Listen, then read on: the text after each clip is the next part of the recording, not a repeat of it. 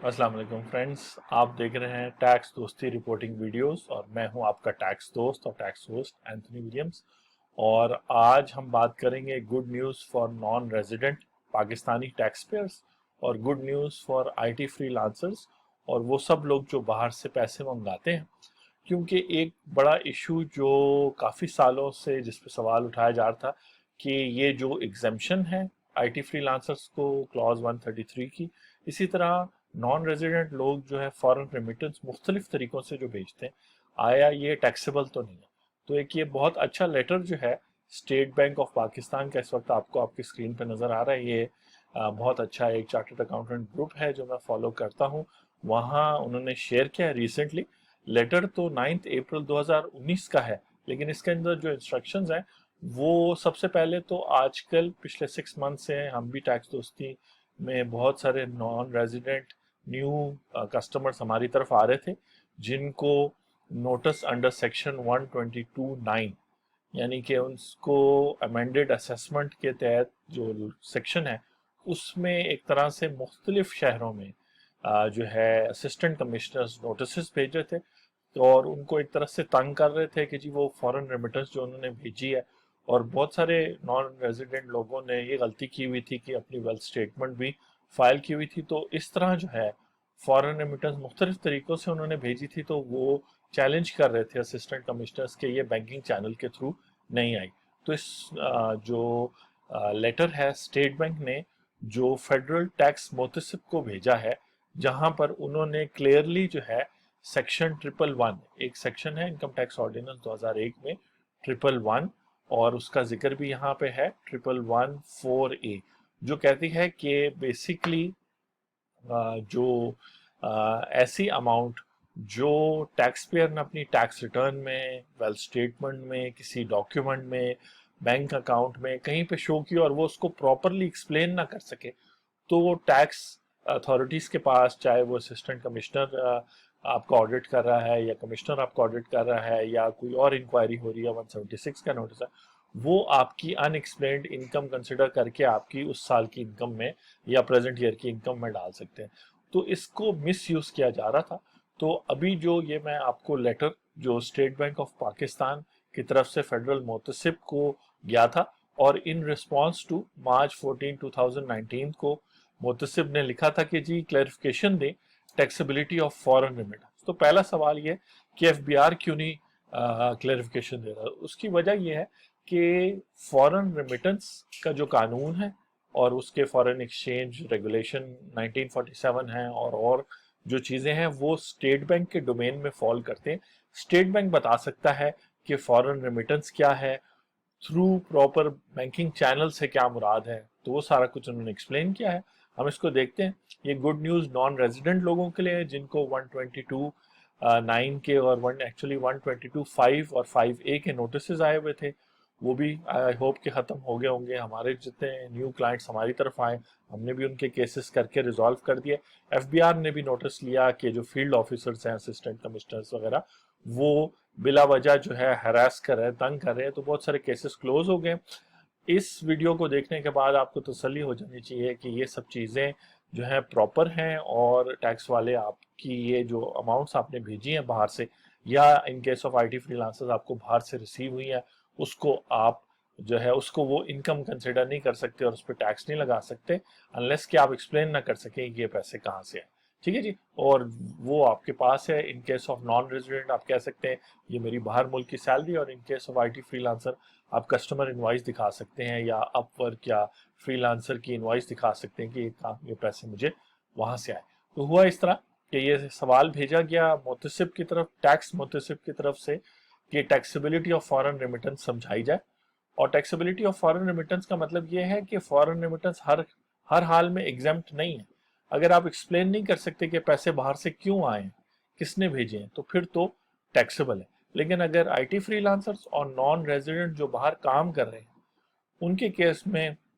मैं भी श्योर हूँ, आप खुद भी श्योर हैं कि आपके पास रीजन है, कस्टमर इनवॉइस है या आपकी अपनी सैलरी या बिजनेस की डिटेल्स हैं जो आप बाहर मुल्क करते हैं। तो उन्होंने कहा कि इस मुतसिब को जवाब दे रहे हैं कि जी आपने पूछा कि फॉरेन रेमिटेंस क्या, और उन्होंने दो सिनेरियो बताए थे।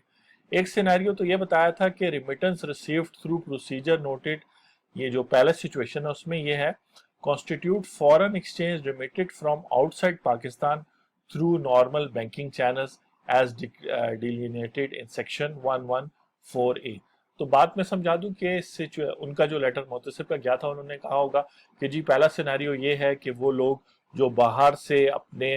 बाहर के बैंक अकाउंट से पाकिस्तानी बैंक अकाउंट में नॉन रेजिडेंट लोग या ऐसे आईटी फ्रीलांसर्स भी हैं जिनको उनके कस्टमर्स बाहर के बैंक अकाउंट से उनके पाकिस्तानी बैंक अकाउंट में आईटी फ्रीलांसर्स को पैसे भेजते हैं। तो वो तो जो सेक्शन 1114A है उसके तहत ऐसे लोगों को एग्जेम्पशन है $10,000 तक की साल की, कि वो कैसे वो इसमें एग्जेम्पशन ले सकते हैं कि जी ये पैसे जो हैं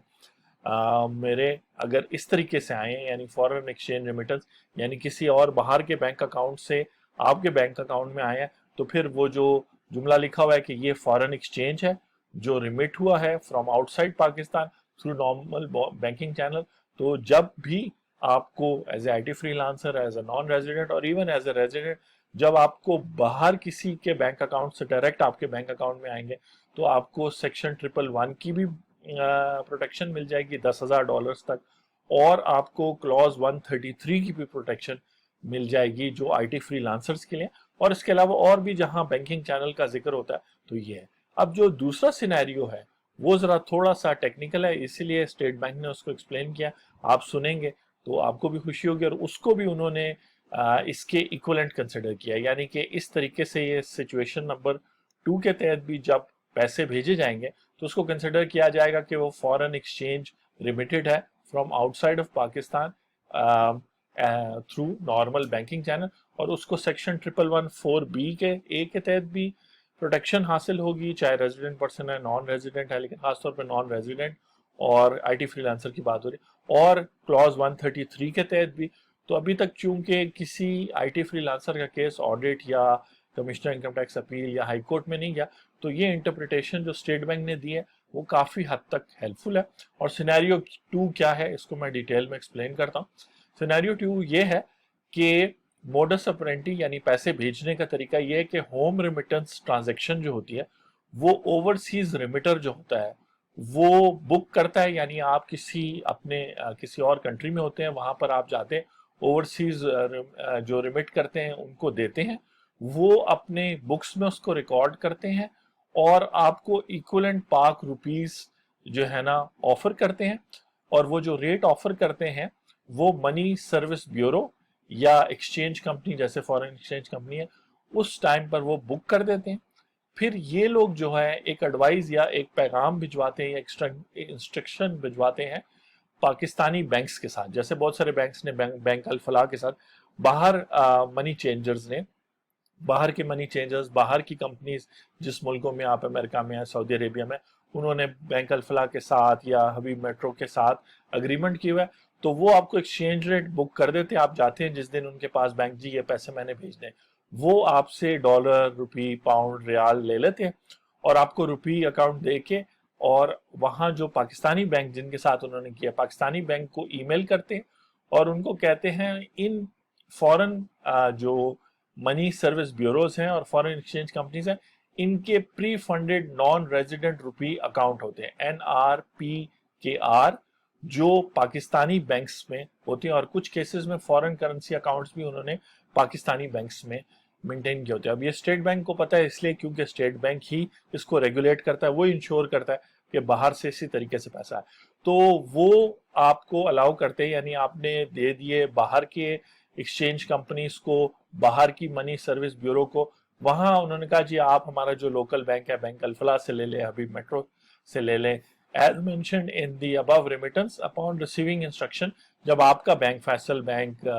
अल्फला बैंक, डोमेस्टिक बैंक, तो वो अपना जो लोकल अकाउंट है उससे आपको ट्रांसफर कर देता है, तो होता है एक तरह से लोकल ट्रांसफर है, लेकिन उसके पीछे जो मनी ट्रेल होती है, जो फाइनेंशियल ट्रांजेक्शन होती है, वो वहां से आ रही होती है और वो इजीली प्रूव की जा सकती है। और आप भी अब जब बैंक से इस वीडियो को देखने के बाद अब जब आप अपने लोकल बैंक से डील करें तो आप उनसे पूछ लें, हाँ अगर आप रेजिडेंट है तब भी पूछ लें, अगर आप नॉन रेजिडेंट है तो अब तो स्टेट बैंक का रोशन डिजिटल अकाउंट है वो तो डायरेक्ट आपको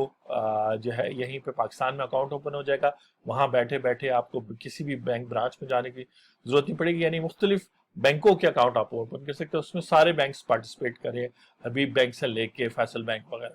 तो अब तो और आसान हो गया, लेकिन ये प्रीवियस ट्रांजेक्शन्स के लिए लोग परेशान रहते थे। हमसे भी टैक्स दोस्ती में हमेशा सवाल हुआ कि जी फॉरेन रेमिटेंस जो हम भेज रहे हैं, हाँ याद रखिए हम यहाँ बात करें सिर्फ वो रेमिटेंस जो या तो आप अपने बाहर के बैंक से या अपनी फैमिली को भेज रहे हैं, या आपका बाहर का कस्टमर आपको एज IT फ्रीलांसर पैसे भेज रहा है, वो सिचुएशन 1 है, वो तो फॉल करता है इस वर्डिंग में, foreign exchange remitted from outside Pakistan through banking channel. हम बात करें दूसरे सिनेरियो में, तो ये जो सिनेरियो है ये भी कवर्ड है, और यहाँ पे मतलब जहां पे बाहर की फॉरेन एक्सचेंज कंपनीज ने पाकिस्तानी बैंक्स में अकाउंट रखा हो और आपको लोकल ट्रांसफर हो रहा हो, तब भी जो है बशर्ते कि वो आपने बाहर से पैसे या तो आपको आए हों, अगर आप IT फ्रीलांसर हैं, या बाहर आपके कस्टमर आप IT फ्रीलांसर नहीं भी हैं तो आपकी एक्सपोर्ट प्रोसीड है, तो बाहर से आ रहे हो पैसे और वो लोकल ट्रांसफर अगर आपको हो रहा हो लेकिन वो आए ओरिजिनली बाहर से, या आप खुद भेज रहे हो बाहर से अपने ही अकाउंट में या अपनी फैमिली के अकाउंट में, तो ये वो है। तो 122(5) में जहां पे या डिसअलाउ किया जा रहा था इस दूसरे तरीके को, या फ्यूचर में IT फ्रीलांसर्स को प्रॉब्लम आएगा, तो आज से ही हम गुड न्यूज़ या टैक्स दोस्ती वीडियो पर आप देख रहे हैं, और आप इस वीडियो को कोट कर सकते हैं फ्यूचर में, इस सर्कुलर को भी कोट कर सकते हैं, इसके पर्टिकुलर्स यहाँ ऊपर दिए हुए हैं, ठीक है जी। और स्टेट बैंक का है जो मोतसिब को लेटर गया हुआ है, जेन्युइन लेटर है। थर्ड और इंटरेस्टिंग चीज जो मैं बताना चाहता हूँ, टाइम कंप्लीट होने लगा, कि in case of money transfer operators, ये कौन लोग होते हैं? ये Western Union, MoneyGram, Ria Finance और भी कोई हो सकता है, ठीक है। यानी मनी ट्रांसफर ऑपरेटर्स भी, all of them also have pre-funded accounts with banks in Pakistan. Beneficiaries have the liberty to pick their transaction from any authorized agent against code provided to the remitter at the time of booking remittance. बड़ा simple है, जब आपको as long as आप genuinely remittance, family remittance भिजवा रहे हैं, या अपने वाकई में आपने IT सर्विसेज प्रोवाइड की हैं, IT सॉफ्टवेयर का काम किया है, और आपका कस्टमर बाहर का कस्टमर है जेन्युइनली, तो उधर से अगर पैसे आपको वेस्टर्न यूनियन, मनीग्राम या इस तरह के भी मनी ट्रांसफर ऑपरेटर से आती है, ये भी कंसिडर किए जाएंगे। जैसे उन्होंने लिखा है, keeping for going in the view the remittance received from MSB यानी money service bureau, EC exchange bureau, foreign currency exchange bureau, and MTO money transfer operators also constitute to be foreign exchange remittance from outside Pakistan through normal banking channel. तो ये बहुत अच्छी news है कि ये circular clearly state bank का बता रहा है कि फॉरेन रिमिटेंस, फॉरेन एक्सचेंज जहां भी clause 133 part 1 of first schedule, second schedule में यूज हुआ है, जहां ये IT फ्रीलांसर्स को, यानी वो लोग जो IT सर्विसेज या IT का एनेबल्ड सर्विसेज या सॉफ्टवेयर का काम करें, उनको एग्जेम्पशन देता है। बेशक आप वो एग्जेम्पशन से टैक्स क्रेडिट हो गया, उसकी वीडियोस भी आप हमारे चैनल पे देख सकते हैं, लेकिन बेसिकली वो जो पैसे भेज रहे हैं अगर वो वेस्टर्न यूनियन से भी रिसीव करते हैं तो कंसिडर किया जाएगा कि उन्होंने फॉरेन एक्सचेंज रिसीव किया है, remitted from outside of Pakistan through banking channel. अब आ जाते हैं वो लोग जो इसको मिसयूज करते हैं कि अपने ही पैसे जो यहाँ करप्शन से, फ्रॉड से कमाए, किसी दोस्त को दे दिए या दोस्त ने वहां भेजे, तो वहां अब आपके पास वो दोस्त भी तो कस्टमर के तौर पे पोस्ट कर सकता है, या वो दोस्त या फैमिली मेंबर भी तो कह सकता है मैं फैमिली रेमिटेंस भेज रहा हूं। वहां पर ऐसे लोग जो फ्रॉड करते हैं, जिसकी वजह से नॉन रेजिडेंट्स को भी प्रॉब्लम होता है और IT फ्रीलांसर्स को भी फ्यूचर में प्रॉब्लम, तो वहां जरूरी है कि आपके पास कस्टमर इनवॉइस हो, या जो शख्स भेज रहा है आपका ब्लड रिलेटिव हो, और उसके पास वहां बैकअप में उसकी इनकम की डिटेल्स हो, क्योंकि वो मांगी जा सकती हैं अगर फ्रॉड का खर्चा हो। क्योंकि इसी चीजों को यूज करते हुए, मिस यूज करते हुए बहुत सारे लोगों ने यहीं से पाकिस्तान से करप्शन का पैसा भेज के वापस भेजा है, और पहले $10,000 की सेक्शन 114A में $10,000 की लिमिट नहीं थी, 2018 से वो लिमिट हुई। तो इस टॉपिक पर अगर आप मजीद डिस्कशन करना चाहते हैं तो व्हाट्सएप नंबर यहाँ नीचे दिया हुआ है, आप इस पे कॉल करके 1 घंटे की कंसल्टिंग कर सकते हैं, जहां पर आपके जो स्पेसिफिक फैक्ट्स हैं वो डिस्कस करेंगे। लेकिन ओवरऑल गुड न्यूज है कि पैसे जो बाहर से आते हैं, जिसके बेसिस पर आप टैक्स एग्जेम्पशन क्लेम कर रहे हैं, या totally as a non resident आप कह रहे हैं कि ये नॉन टैक्सेबल है, तो उसका तरीकेकार तीनों स्टेट बैंक ने अप्रूव कर दिया। मैं हूं आपका टैक्स दोस्त और टैक्स होस्ट। आप देख रहे हैं 8 जून, और जल्द आपसे बजट 11 जून को लाइव मुलाकात होगी बजट सेशन के साथ। Thank you.